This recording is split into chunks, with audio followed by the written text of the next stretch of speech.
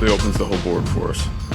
So we're going to be able to sit back and kind of look and say what's the best thing to do for the Chicago Bears and who's the best player that can impact. So we got some tough decisions and a lot of film to watch between now and the draft.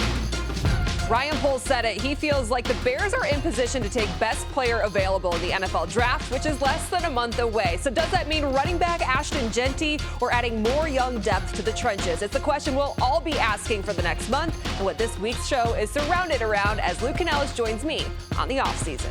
We sit next to each other at work every single day and we have these conversations about whatever is going on with the Bears, plenty of discussions, and it's like, where do you feel like the Bears are at right now? We just mentioned a month away from the draft. Do you feel like they're positioned well to make a huge change in addition to what they already did with those trades and in free agency? I think they're in a great position. They put themselves in a position to draft, in my opinion, the best player available when it comes to number 10 if they stay at that slot and don't trade down or trade up. They went out, they spent $200 million.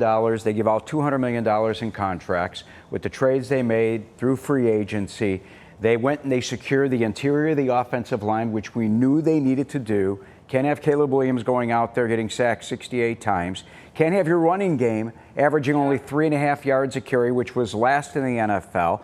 And they needed to take care of the defensive line as well. And I think both sides of the line, Cassie, still need work. I still believe at number 10, it is in their best interest to select either an offensive lineman or a defensive lineman. All right, so I was going to go in the direction of let's talk about maybe best player available being Ashton Jeanty, the running back out of Boise State, the Heisman runner-up. And he had his pro day yesterday, and the Bears brass, the top brass of Ryan Poles and Ben Johnson, Dennis Allen, they weren't there. But look at Ashton Jeanty and this guy as he's going through his workouts right now.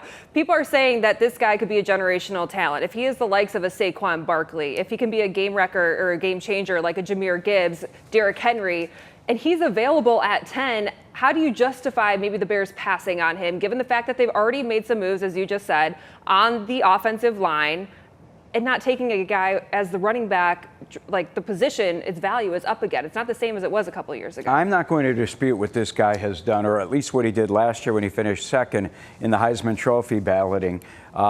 In college football, this guy was without question the best running back out there. You look at his numbers. First of all, you look at him on video, and for us old guys, he reminds me of Maurice Jones-Drew, who played in Jacksonville. Terrific upper body. You can't bring him down. You look at his numbers, he rushed for 2,600 yards last season.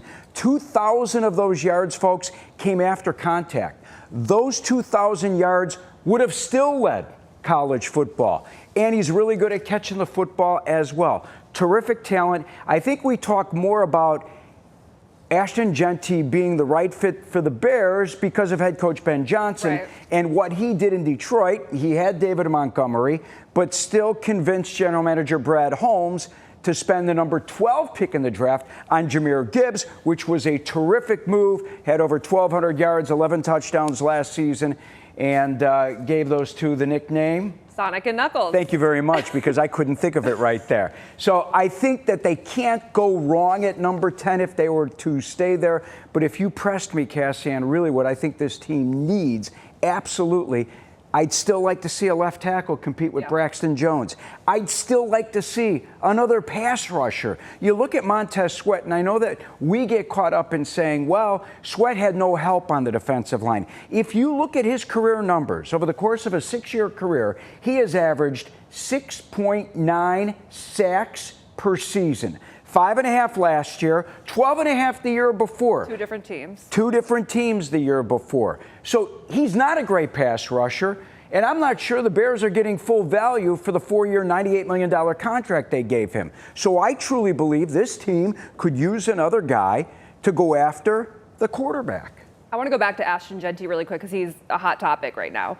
You mentioned Brad Holmes and him taking Jahmyr Gibbs with the 12th overall pick. My question is Ryan Poles in a position himself with his job security right now, knowing what we know is he's in the last year of his contract, is he in a position to be able to take that risk and draft Ashton Jeanty? Because Ben Johnson is, but is Ryan Poles. And we know that GMs and front offices can get into this situation. We're all looking at the Giants right now, drafting for job security in the sense too. And so So that's my question is, Brad Holmes was heavily criticized. It worked out for him. If they draft Ashton Jeanty and then the offensive line is still exposed where they don't have all the pieces, well, the Bears are going to be heavily criticized, and that then comes down to the general manager. Do you think there's any thought process in that? Can Ryan Poles afford that draft pick? I don't think he can, and I think you brought up a great point, and that is Brad Holmes made a selection in Jahmyr Gibbs because he knew his offensive line was already real good. He had depth, he had Pro Bowlers, he had all pros on that offensive line, so he could afford to use the number 12 pick in the draft on a Jahmyr Gibbs. All right, I don't believe the Bears are at that point this draft, maybe next draft after another year of free agency, after we see how Jonah Jackson played, Drew Dahlman, also Joe Tooney. What are you going to do with Braxton Jones in the final year of his contract? Darnell Wright, how does he develop next season? After this season, let's not jump ahead of ourselves, folks. Bears made a lot of great moves. All right, they put themselves in a terrific position for the NFL draft coming up at the end of April.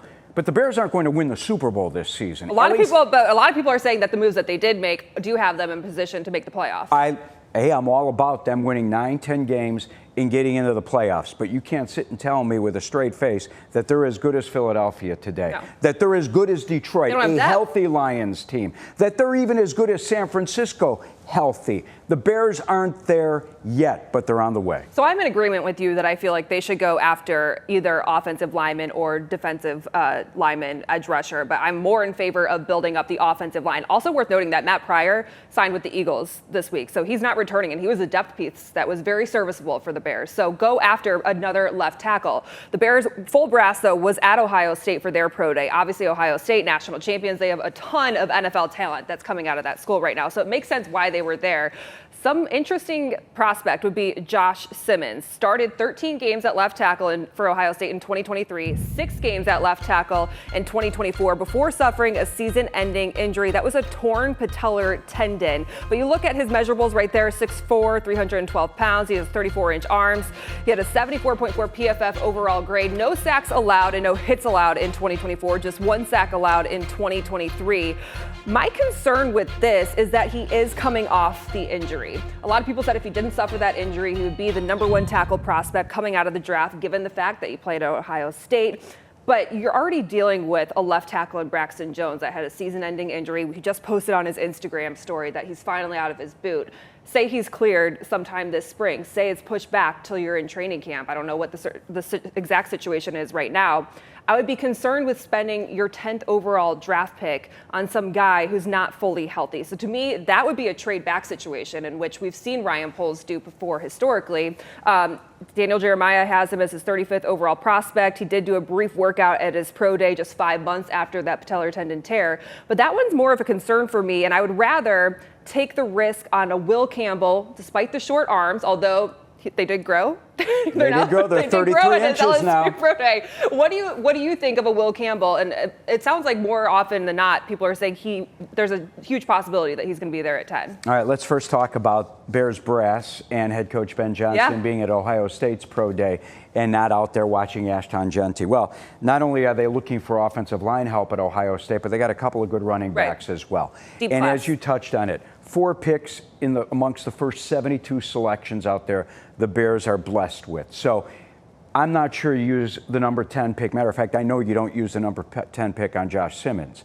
All right, but you have a couple of second rounders and a high third rounder out there to go use on a running back. This team, without question, is going to get another running back. Roschon Johnson, in my opinion, is not the right guy for the Bears. Less than 3 yards a carry. You hit Roschon and he went down. Never fought through the tackle. I think that there's an opportunity out there because for some reason Will Campbell is now dropping down draft boards, what I'm noticing. And, 3 weeks ago, a month ago, there was no chance that the Bears could get Will Campbell at number 10, and now there's a real good opportunity that Will Campbell may be there. Really, it depends on what Ben Johnson feels, what his offensive line coach feels, because if you attest by the way Andy Reid works in Kansas City, you don't take a tackle that has arms that are less than 34 inches. Most of them are 34, 35 inches in Kansas City with the Chiefs. In regards to the Bears, I think Darnell Wright was 33 1/4, and he's playing tackle. So It really depends on the way Ben Johnson fields in the offensive line coach here in Chicago. Frankly, I love Will Campbell, and something I'll always remember that Ryan Poles said, and Ben Johnson as well. The tape doesn't lie. And this guy wasn't playing Georgia Southern. Right. This guy was playing the SEC.